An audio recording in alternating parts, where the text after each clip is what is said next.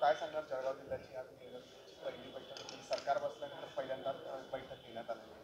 मात्र या ठिकाणी अनेक मंत्री अनेक खासदार आमदार होते. नवीन सरकार आल्यानंतर जिल्हा नियोजन मंडळाची ही पहिली बैठक आहे आणि आता पुनर्विलोकन पुनर्नियोजन या संदर्भामध्ये काही प्रस्ताव याच्यामध्ये ठेवण्यात आले.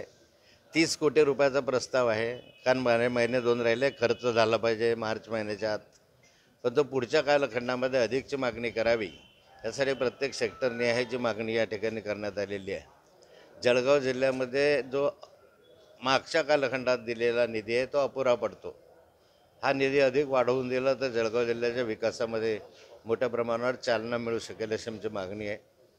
आता तूर्त या संदर्भात ज्वारी खरेदी केंद्र चालू केले पाहिजे, मका खरेदी केंद्र आहे त्याची मुदतवाढ झाली पाहिजे, तूर खरेदी केंद्राची मुदतवाढ झाली पाहिजे आणि ही जी मुदतवाढ आहे मे एंडपर्यंत असली पाहिजे.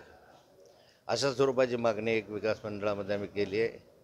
ट्रायबल सप्लन आदिवासींच्या ज्या योजना आहेत तर पारधी वगैरे जो प्रकार आहे त्यांचा घरपर्यंत जाऊन त्यांच्या योजनांची त्यांची अंमलबजावणी केली पाहिजे. अनेक विषय या जिल्हा नियोजन मंडळामध्ये मांडण्यासारखे आहेत.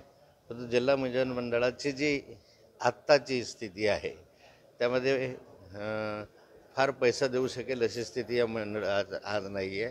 त्यामुळे शासनाने अधिक निधी द्यावा. विजेसंदर्भामधल्या ज्या शेतकऱ्यांच्या समस्या आहे त्या मोठ्या प्रमाणावर त्या सोडवाव्या. ग्रामीण भागातले रस्ते जे आहेत अत्यंत खराब आहे. कायदा सुव्यवस्थेची परिस्थिती या जिल्ह्यामधली अत्यंत बिघडलेली आहे. दररोज जळगाव शहरामध्ये कुठे ना कुठे मर्डर होतो, कुठे ना कुठे चोऱ्या होतात, दरोडे होतात. आठवड्यातनं एक तरी मर्डर इथं ठरलेलं आहे. आणि यामध्ये आपसामध्ये जे गुन्हेगारीचं प्रमाण वाढतं आहे हे गुन्हेगारी थांबण्याची गरज आहे. वाळू माफियांच्या संदर्भामध्ये शासनाकडून नुसतं नाटकं केले गेले, परंतु प्रत्यक्ष वाळूचा जो माफियांचा प्रकार आहे तो बंद झालेला नाही. याच्यावर कठोर कारवाई केली पाहिजे. गतिमान प्रशासन शासन म्हणतं आहे, पण सर्वसामान्य माणसाला याच्यामध्ये न्याय मिळत नाही आहे अशी स्थिती आहे. आपण कापसाचा मुद्दा देखील उपस्थित केला. कापूस आणि शेतकऱ्यांचा बंद असलेला आहे. जे कापसाची शिष्याच्या माध्यमातून आज खरेदी सुरू आहे त्याची मुदत आता संपते आहे. 31 जानेवारीला ती मुदत संपते आहे.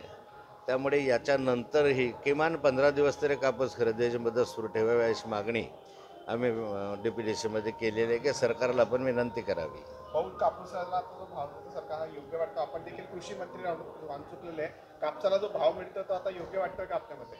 नाही, कापसाला फार अल्प भाव मिळतो आहे.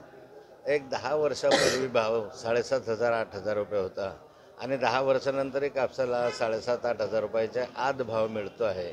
त्यामुळे कापूस उत्पादक शेतकऱ्यांवर अन्याय होतो. किमान शेतकऱ्याला 12,000 रुपये प्रति क्विंटलचा कापूस भाव मिळाला पाहिजे.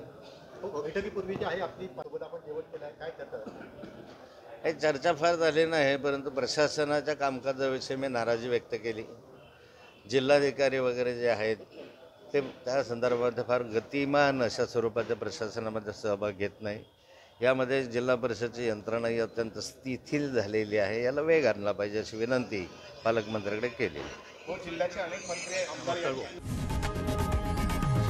लोकशाही मराठी ऐका, पहा, जागरूक रहा.